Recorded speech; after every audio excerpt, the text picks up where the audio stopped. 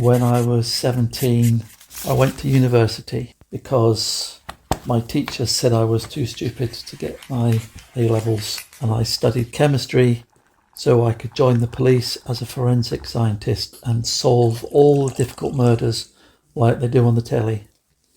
And I got a summer job working with the police in Scotland, and it was the most boring job I've ever done.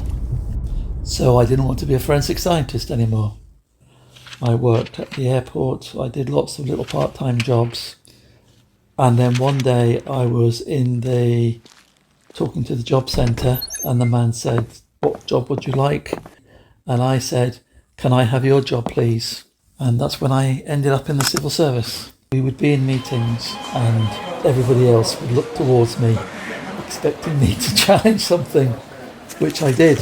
I don't see there's anything wrong with challenging them, as long as you do it in the right way.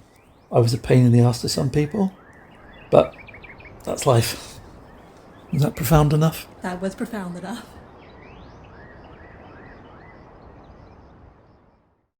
As interesting space stuff. I mean, every kid dreams of probably being an astronaut near enough. But I was more interested in like the computer side of it. And it was just, I don't know, a cool dream for a kid. Again, being involved in space, but knowing I didn't really want to actually go to space. I realised that it's quite hard to get into. I didn't really know anyone older than me who actually did it. A levels was something that I wanted to do to open me doors to get a degree.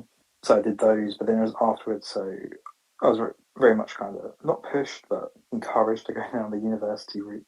So I did, and then I suppose the biggest challenge then was coming out of university and changing onto the degree apprenticeship I'm on now. I mean, I'm happy with where I am, and at the end of the day, that's probably the most important thing I want to do is actually have a career that I'm happy with and actually enjoy. I don't wake up dreading going to work every day.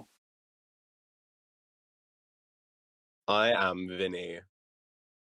I do not believe my childhood dreams were achievable. I have no clue why I wanted to be a chemist.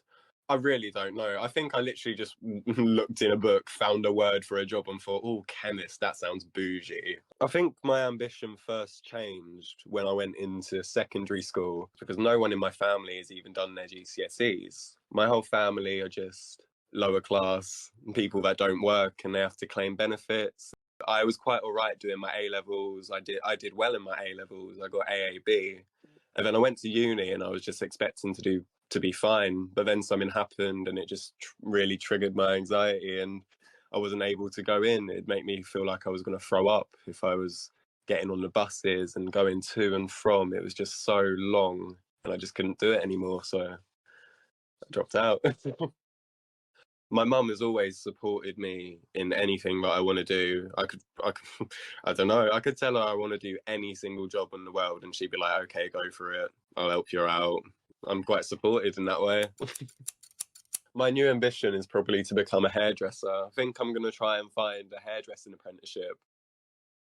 I want to be doing something that's involved with caring for other people because that's what I do. I think if one ambition was fostered in my home, it was caring for other people. No matter how bad a situation is, you should always have empathy for the other person and always try your best to look after or help in any way that you can.